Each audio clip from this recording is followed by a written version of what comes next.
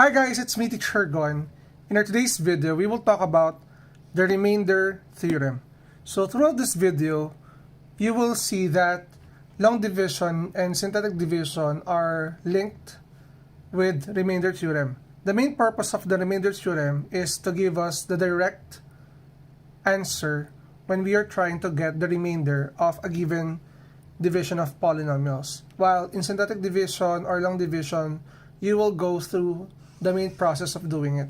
So without further ado, let's do this topic. So what we have here is the first problem about remainder theorem. Okay guys, so I have here, find the remainder of x to the fourth power plus 7x cubed plus 5x squared minus 4x plus 15 divided by x plus 2. So in this example, let us try using synthetic division in finding the remainder, and later on I will show you how to use the remainder theorem. So let's start with the synthetic division. I will just show you guys. Synthetic division. Okay?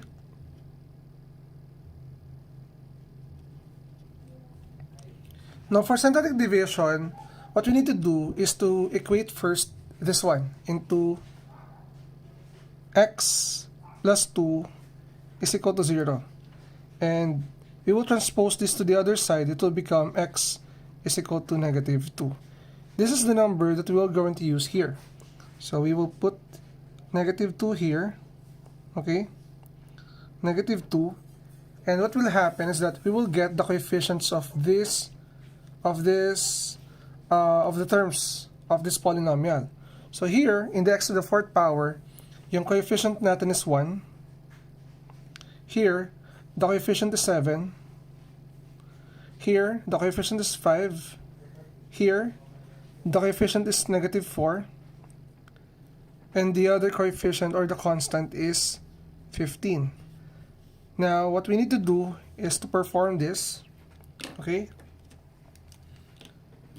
Bring down 1. Then multiply it by negative 2. Negative 1 times negative 2 is negative 2. Then add these numbers. 7 plus negative 2, the answer is 5. Then multiply it again here. 5 times negative 2 is negative 10. Add these numbers, 5 plus negative 10. This is definitely negative 5. Then multiply it again. Negative 5 times negative 2 is positive 10 or 10. Negative 4 plus 10 is equal to 6. Lastly, 6 times negative 2, that is negative 12. And then if we're going to add them, 15 plus negative 2, the answer is 3. This 3 right here is your remainder. Remember guys ginamit natin dito yung synthetic division to get the remainder. Okay?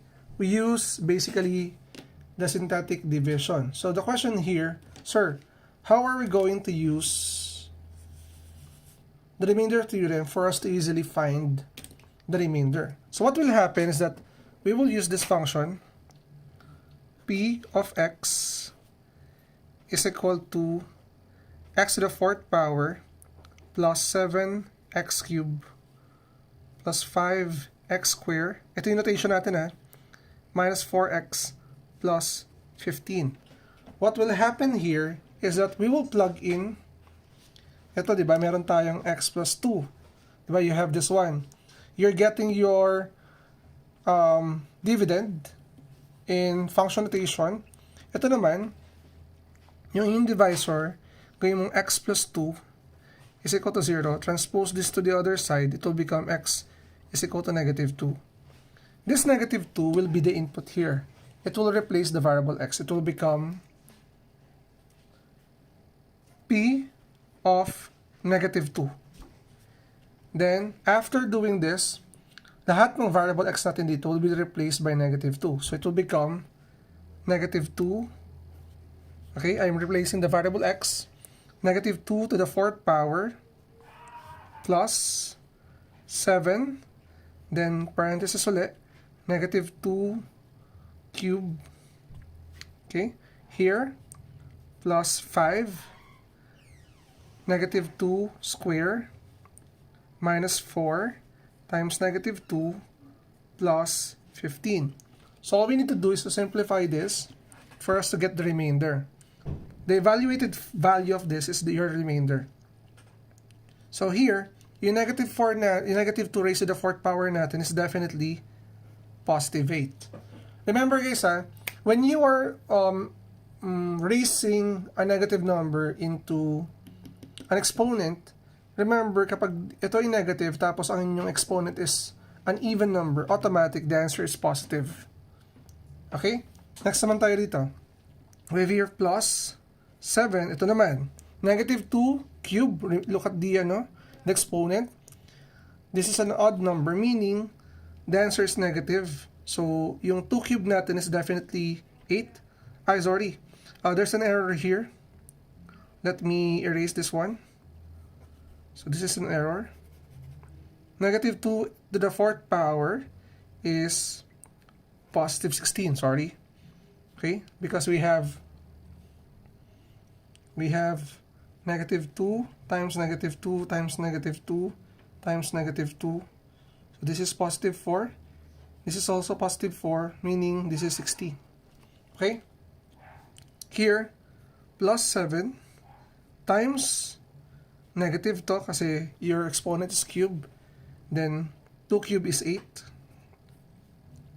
Plus 5. This negative 2 square, your exponent is even, meaning that is positive, and 2 square is 4.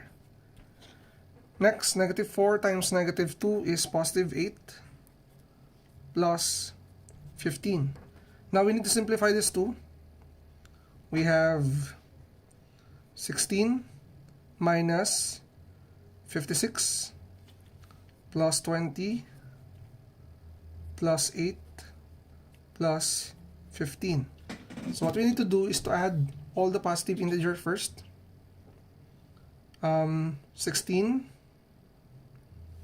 plus 20 is 36 plus 8, that is 44, plus 15, that is equal to 59, and then minus 56. So here, your P of negative 2, I hope you can still see our writings. P of negative 2 is 59 minus 6, which is equal to 3. So as you can see, they're equal, and still this is your remainder. That's it guys. Here, medyo tumagal tayo because we have a long kind of this one, a long given polynomial. But you can either use synthetic division, pero nga lang, this remainder theorem is faster, for me, is faster than the synthetic division or long division. So let's continue. Let's move on with item number 2 and number 3. For number 2, we have here this one. And these two examples, gagamitin natin yung remainder theorem. We have P of x is equal to 2x to the 4th power minus 5x cubed minus 3x squared plus x minus 5. And then para makuha natin yung value ng x na ilalagay natin dito, we have x minus 3 is equal to 0. Transpose this negative 3 to the other side, magiging positive yan. Your x is equal to positive 3. Okay? So what will happen here, magiging siya P of 3. Now, your 3 here will replace all the variable x. It will become 2 times 3 to the 4th power minus 5. And this one is 3 cubed minus 3 times 3 squared. Okay? Plus x, plus 3 minus 5. So simplify. This is 2 And in this one, 3 to the 4th power is definitely 81. Here, negative 5. Then your 3 cube is 27 minus 3 times, this is 9. Then 3 minus 5 is negative 2. Simplify natin ito mga to. 2 times 81 is 162.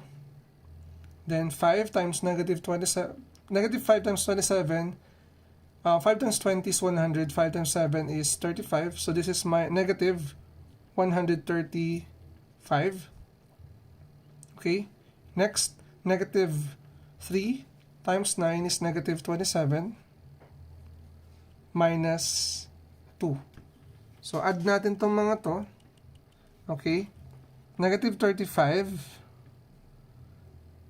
plus negative 27 is 162. Okay. 162 minus 2. That is 162 minus 164. So if you're gonna simplify this, your P, or the remainder, or the P of 3 is equal to negative 2. And this is now the remainder, guys. Here is the remainder. Here's the remainder when you divide this polynomial by this polynomial. Okay? So let's continue, guys. So let's have a separation line here. Let's continue with number 3. For number 3, we have, ito alam naman natin to, di ba? It will become x is equal to negative 1. So we have P of negative 1. Copy this.